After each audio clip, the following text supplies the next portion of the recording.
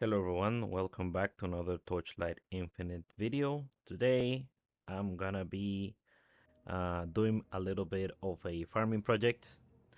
My idea is that I want to farm some currency to be able to afford getting this build to T8. Right now my budget is a mid-level budget. I have this is like the only like level 86 plus item that may have um, tier 1 modifiers, but most of these are just tier 2 items. This unique is like 30 FE, this is like 20 FE, this is like 10 FE, and this is all cheap stuff. This allows me to have some decent damage for T7, but unfortunately this does not allow me to farm T8 comfortably. Again, I could be there, but I think speed and being able to spend your nether resonance to add modifiers to T8 beacons is very important. So this is what we're rocking with 200 million. So the project is going to be the following. I'm going to be doing Mistville eye farming because I want to run Mistville. At the moment, the eyes are being sold for like a little bit less than 1 FE each, and you can gain each mist essence is around 25 FE. So you can get mist essence around like day 7 to day 13, something like that. So my idea would be to be um, to be trying to farm these mist essences. But I want to farm the ice by myself. I don't want to buy them. So what I'm gonna be doing is just T07, and um, the void shard that I'm gonna be using is gonna be focusing on adding Dream for Lightning, and this one, which will allow me to build. Actually, it's not this one. Is yes, this one, which will be active next round. So is this allows you to build a slightly better nightmare and adds this card, which reduces the chance for it increases the chance of Dream Mist. I think this is just for nightmare to not spawn as fast. Same thing about these two. And what I want here is this Shallow Dream Tracking. Shallow Dream Tracking is very good for crafting. And then from the Mistville, I'm getting everything. I want to, spawn the monsters, and then to give me double eyes if possible. And for this, I'm getting Tornado Resonance, which I will not be using, but I want to stockpile this for my T8 farming eventually, or I could just sell it as well. So first, let me lower the volume of the game a little bit. So the maps are gonna be very simple. It's just gonna be a default beacon. Oh, and as important in the profound chart, I'm doing this one, which gives monsters a little bit of life, but increases the chance of drawing +1 confusion cards. This is so I can get more of the decent cards. Especially what I will be looking for is um, the the resident card to maybe drop essences from the residents themselves. This one to drop additional eyes, or the dream cards, such as I think you get one here, regretful, to drop dream tracking, or this one to drop additional shadow dream tracking, or this one to get some more mist. And the mist also can give you treasure chests. So from this is one of the ones, disappointed. It gives you sweet dream mist, which will trigger special events. So the maps will be the idea is that the lining will grant you a good speed boost. I was using war before, but war is just for speed, doesn't really give you anything. So you will come here, you will open the dream. On the dream, what you mostly want to focus on is commodity bubbles. And but in T7, I think there's a high value on fluorescent bubbles, because fluorescent bubbles can give you the FE cards, and you don't get them. They're not as rare as they are. While farming, they seem to spawn a lot of those cards the fluorescent bubbles in the nightmare. So you really want to increase the chance of those. I think Netherrealm bubbles are pretty much worthless in T7. Um, Black Sail bubbles seem to be fairly bad as well. And this is basically what you want. You want to spawn the lightning. You want to kill that guy, and then you just kill the boss, and that the map takes literal seconds to run. And this will allow me to farm a lot of maps per hour. So um, I'll be doing the farming. I will be right now. This inventory is pretty much. I'm gonna empty this except for the beacons, and I'm gonna be counting how many beacons I currently have and how many beacons I have. I'm gonna be running, let's say 50, 100 maps, and see how much time that actually takes me to run, and how much I generate in terms of FE in total from this experiment. And I'll see you when I finish the 100 runs. Hello. So I got the initial cutoff of 25 runs that I've made. Basically, I'm counting the cards and all of these items here dropped. Right now, the profit seems to be around 52 FEs, which mostly comes from these cards. I'm sorry, it comes from the resident size. So 26 resident size for almost one FE each, and I think I can get one FE out of each resident size. So that's roughly 18 to 26 FEs. Then um, it says that so tax after the tax is gonna be 16 profit from sales, and the the highest value item I got is a Shallow Dream token trinket.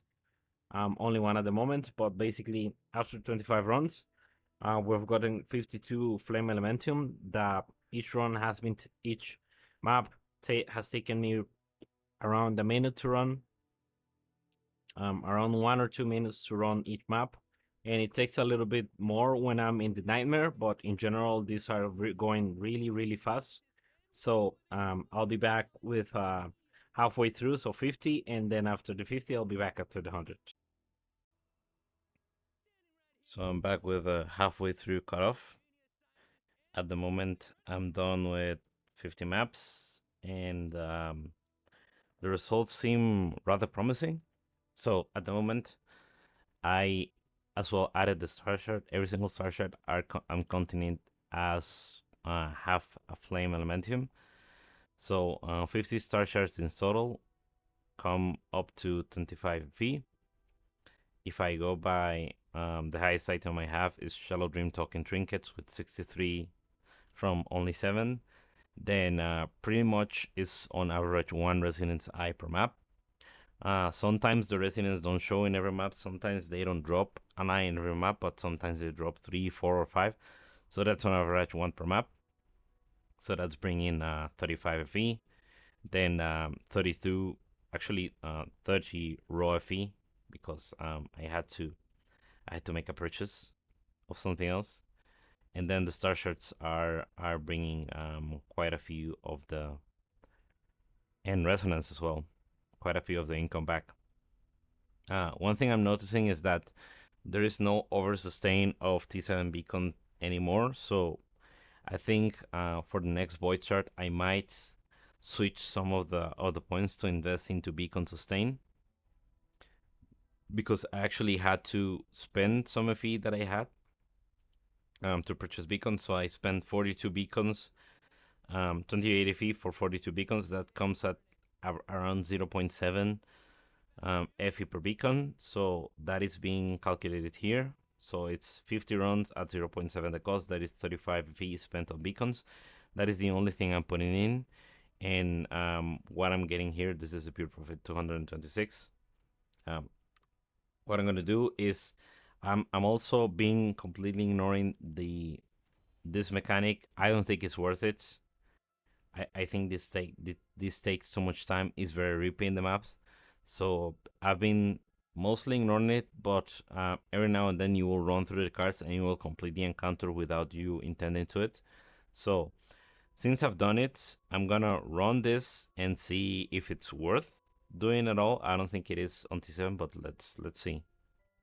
So basically, once you're in the stage, what you want to do is collect the chests. I may not do it in the best way possible, but I'll try my best to get most of the chests. So here, if I can get, I think it's 3, that'll get me the next chest. Then 2 will get me this. Then here I want another 3.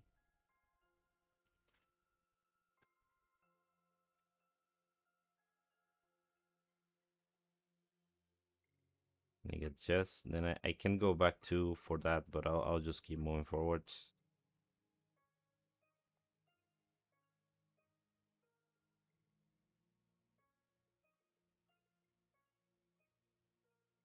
Okay, this is up to purple, so we will not improve any of this. This is up to blue, so it will not improve any of this either. This is useless. So 6 will take me all the way there. So I will miss the chest. What I can do is I can get 6 and I could go back 1, 2, 3, 4.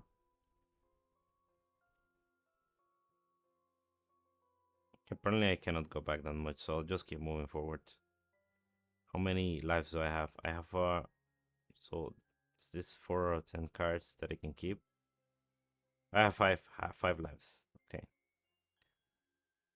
So here I'm gonna move forward, then I'm gonna go backwards one spot.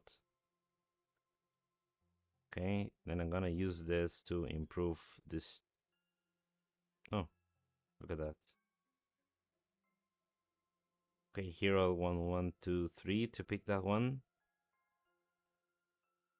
To get another purple chest. Then set life. No, just a card. Okay, so here is 1, 2 spaces. Let's see if I can get one. Okay, I'm gonna go forward this 2, then I'm gonna grab this one to go 1 back.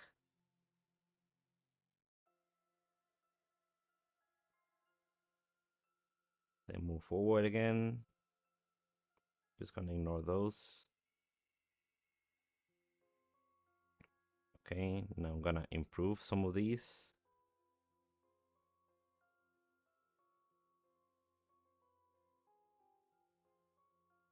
You already see how long this is taking. I could have done like 4 maps already.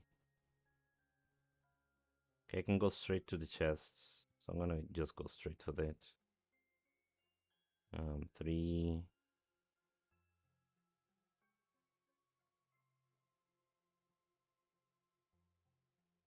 Can I get a 1? This is the last chest I can collect. So I'm gonna go 1. I'm gonna do this before because I think I cannot do anything after this. Okay, and this one. This should give me another life back, but apparently it just enters me into the context. Okay. So here we have the boobs. I mean the.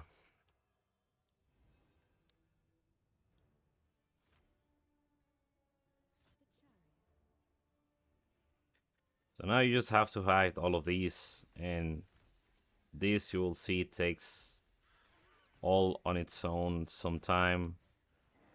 Another thing that I don't like about this, it does, is that there is no meta progression. So there's nothing that you can do after repetition to make the rewards more, or the mechanic more rewarding itself. That basically means that you're at the mercy of at what level you're doing the mechanic. As you can see, the best thing I've got is some precious embers.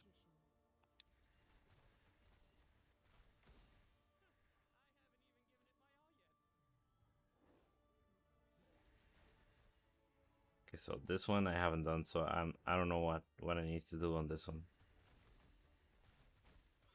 Pull it away from the circle.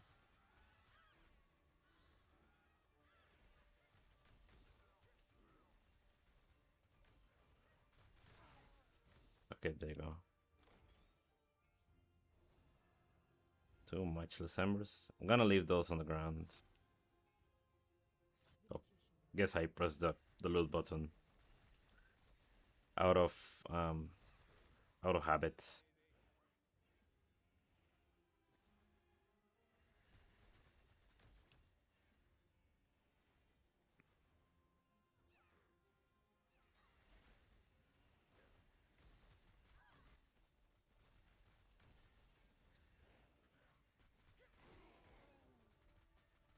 So far, the only thing I've got is flame sand and embers.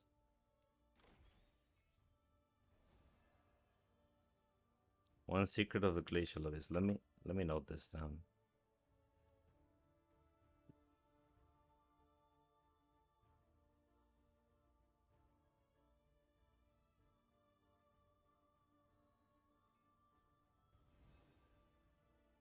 And that is from the purple and orange and red chests.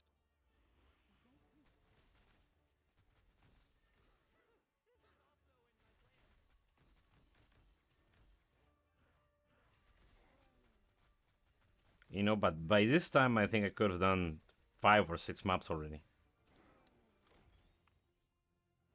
Okay, that's 3 feet. That's not nothing.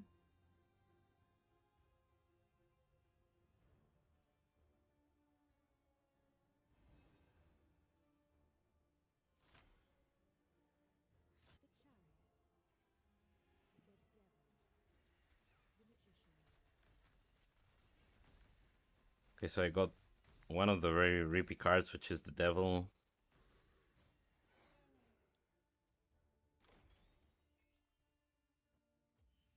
Okay, so basically 3 FE is like the only thing I've got. Let me tell you the results of this real quick. So after telling the results of that one, I don't know if that was a fortunate one or an unfortunate one. I don't know if it's gonna be better because I've been running that mechanic for the most part. I've got a total of 5 FE in value from the mechanic. Um, but the amount of time it took me, I think that was worth around 4 or 5 maps, maybe 6 maps, worth of time to complete that. And the current pace we're at is 5 FE per map. So basically, spend the time of doing 6 to get the value of 1 map. So I would say time wise, right now in T7 is not worth it, at least for me. Maybe after I get to 100 and the average, normalizes a little bit, it might become better. And maybe if I do more of those and I get a more normal drop, it might as well be close to the number of maps they're doing. You might think, you might say this is added to the maps that you're doing. If you're seeing as a return per map value, this basically adds to every single map that you do to complete the set. But if you're basing it on hours that you have to play, then this is not worth. So just per map is good because it's free. You don't have to do anything to get anything out of it. But per time, I don't think it's worth it. So let's keep going up to 100. And finally, map number 50. Took a while. Damn. I'm gonna record to see how much time this one takes in general, but it took a while to complete all these runs. Let's see. Okay. So no nightmare this time around, at least.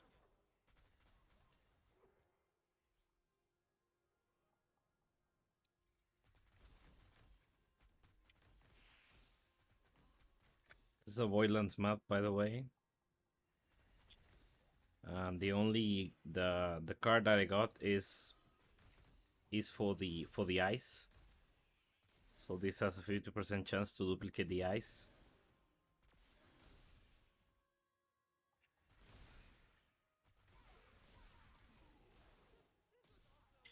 And as you may have noticed, the ice are very much a large part of our profits.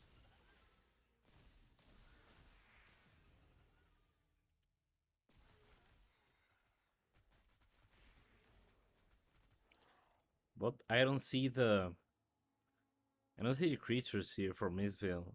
So I'm just gonna move forward.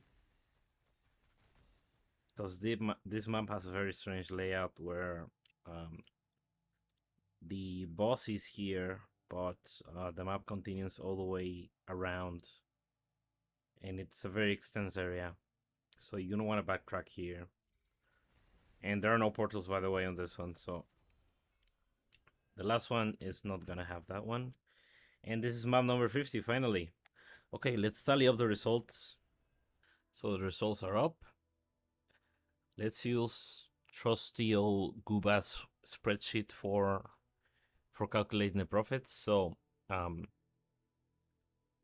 so Shalom Dream Trinkets gave me a total of 87 in profits. By far the most profitable thing we got. Then I drop a Divine Oath. This is a fairly rare card. I haven't seen it before, and it's costing 92 FE. So this is definitely what I would categorize as a jackpot drop.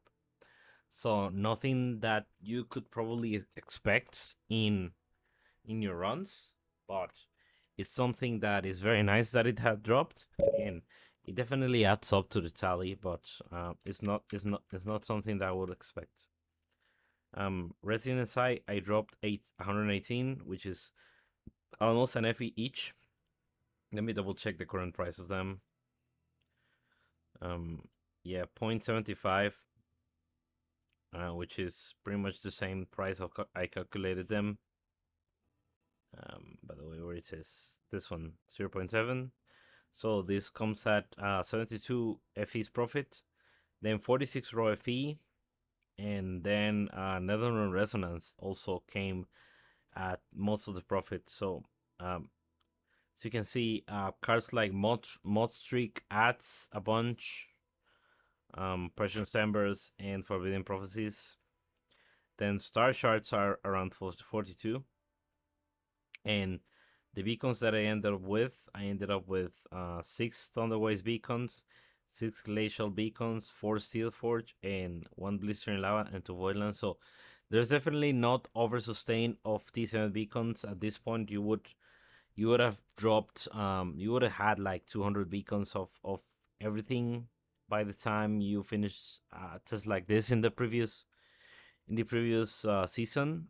But right now beacons are very rare, so that definitely justifies putting points in the beacon tree, which I might do. I might do another test running these and focusing on the expensive beacons.